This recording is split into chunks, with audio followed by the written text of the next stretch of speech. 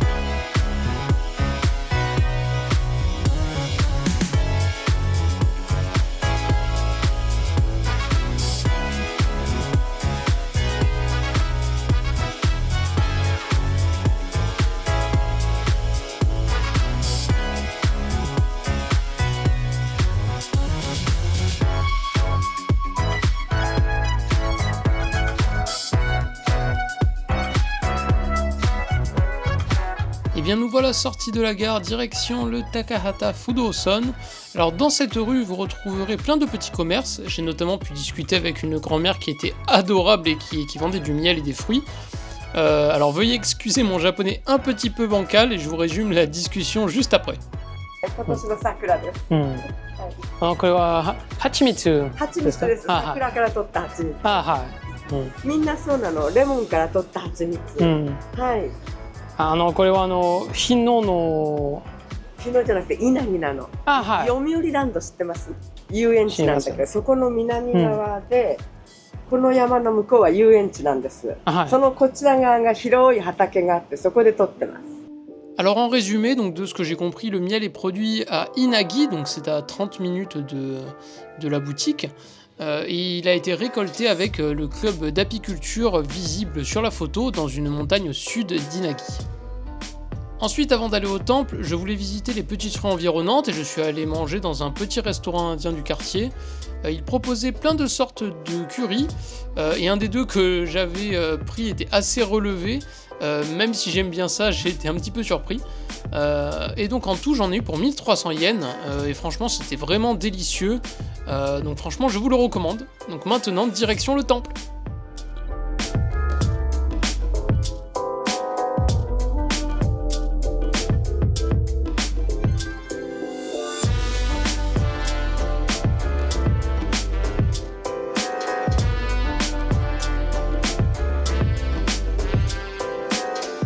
Et bien voilà, nous nous retrouvons à l'entrée du Takahata Fudosan, qui est un temple bouddhiste qui se situe à Hino, à Tokyo. Donc c'est un petit peu éloigné du centre de Tokyo, mais là tout est l'intérêt, c'est que je vous fasse découvrir des lieux qui sont complètement méconnus des touristes. Et là pour le coup, ce temple, je n'en ai jamais entendu parler, je l'ai trouvé par hasard sur Google Maps, que ce soit sur le YouTube anglophone ou francophone, je n'en ai jamais entendu parler, je ne l'ai jamais vu.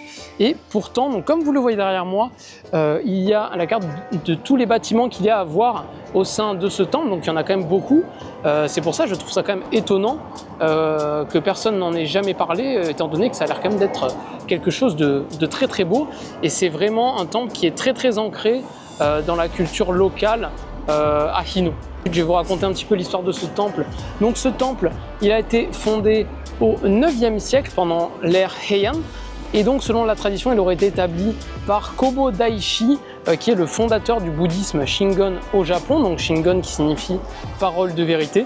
Et donc il est dédié à la divinité Fudo-Myo, ce qui en fait un site majeur de pèlerinage à travers la région du Kanto. Donc comme je l'ai dit précédemment, le Takahata Fudo-san, c'est bien plus qu'un temple, c'est un lieu qui est vraiment ancré dans la vie quotidienne de la ville de Hino, tout simplement parce que il accueille notamment les festivals saisonniers de cette ville, notamment le plus connu, il me semble que c'est le festival des Hortensias qui est en juin. Donc là, au moment où je tourne cette vidéo, nous sommes en avril et je peux vous dire qu'il fait quand même assez chaud. Il doit faire 29 aujourd'hui, donc c'est quand même une très très belle journée. Et donc ce lieu est aussi associé à Hijikata Toshizo, qui est originaire de la ville de Hino et qui était connu pour être le vice-commandant du Shinsengumi, donc qui est un groupe de samouraïs qui est quand même très connu ici au Japon. Bon là c'est bien beau, on reste là, mais bon ce serait bien qu'on aille voir quand même. Allez c'est parti, on y va, je vous emmène.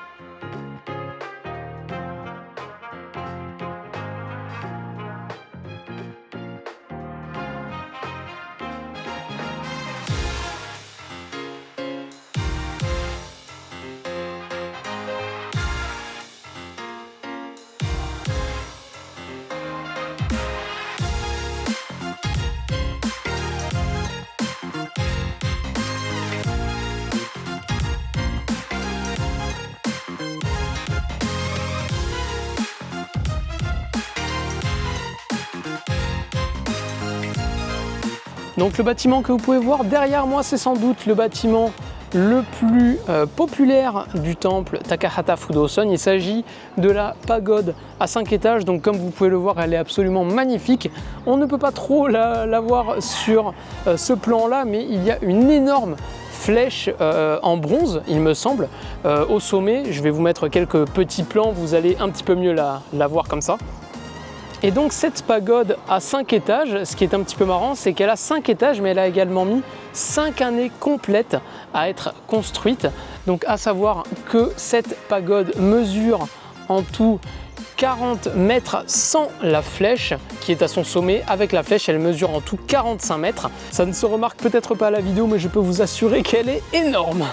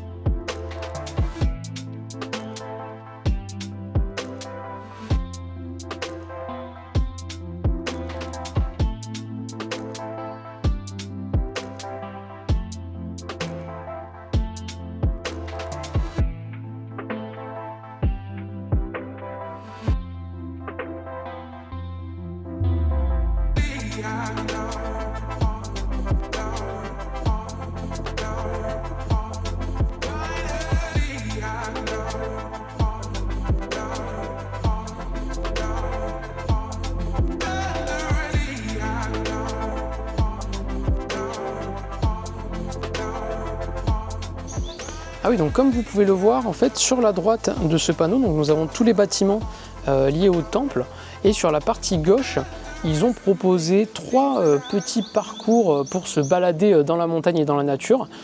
Alors j'imagine qu'on peut modifier un petit peu le parcours à notre guise, mais je trouve ça vraiment, vraiment cool comme endroit. D'une part de venir pour faire ce magnifique temple, pour le découvrir, et d'une autre part eh bien, pour faire une petite balade dans la nature en matinée ou dans l'après-midi. Franchement, je trouve ça vraiment superbe.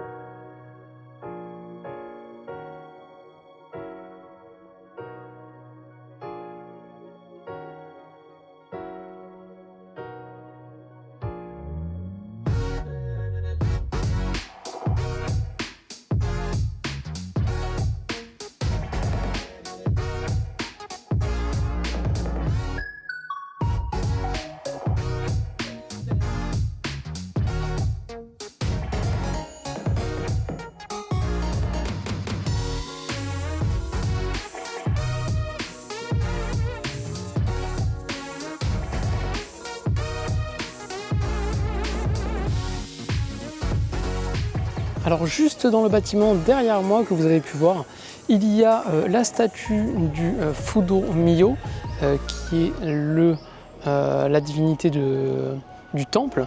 Bon, bien sûr, je m'en doutais, c'est interdit de prendre des photos ou des vidéos de la statue, donc bien sûr on va respecter ça. Je vais vous mettre une photo que j'ai pu trouver sur internet à ma droite, qui ressemble à peu près à celui qui est à l'intérieur de ce bâtiment.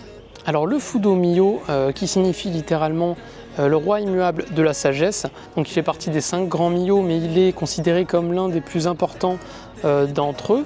Donc il est l'une des divinités du bouddhisme ésotérique japonais, notamment du bouddhisme Shingon, dont fait partie ce temple, et le bouddhisme Tendai. Donc comme vous pouvez le voir, il est souvent représenté d'un visage assez féroce, tenant un glaive d'une main donc, qui est appelée Hoken, il me semble, dont il se sert pour trancher l'ignorance, et dans l'autre main il tient une corde pour capturer les démons ou les passions humaines qui pourraient écarter, on va dire, les pratiquants. Donc le Fudo Myo est généralement entouré de flammes symbolisant la purification en consumant le mal et les tentations humaines qui pourraient écarter les hommes. Et de ce fait, le Fudo Myo est considéré comme un protecteur et un guide vers l'illumination. Et toutefois, même s'il peut paraître féroce au premier abord, il agit par compassion pour sauver les êtres humains des illusions, de la souffrance ainsi que de la tentation.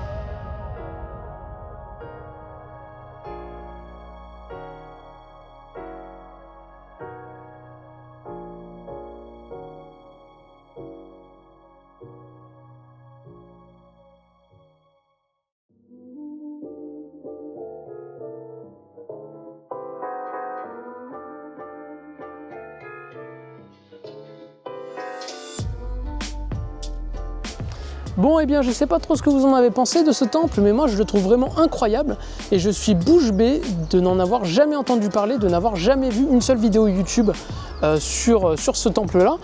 Donc, bien sûr, si cette vidéo vous a plu, n'hésitez pas à vous abonner à la chaîne, à commenter et à mettre un pouce bleu, ça me ferait hyper plaisir et ça me motive à vous faire découvrir de nouveaux lieux insolites comme celui-ci. Et puis sur ce, on se retrouve sur la prochaine vidéo. Ciao tout le monde!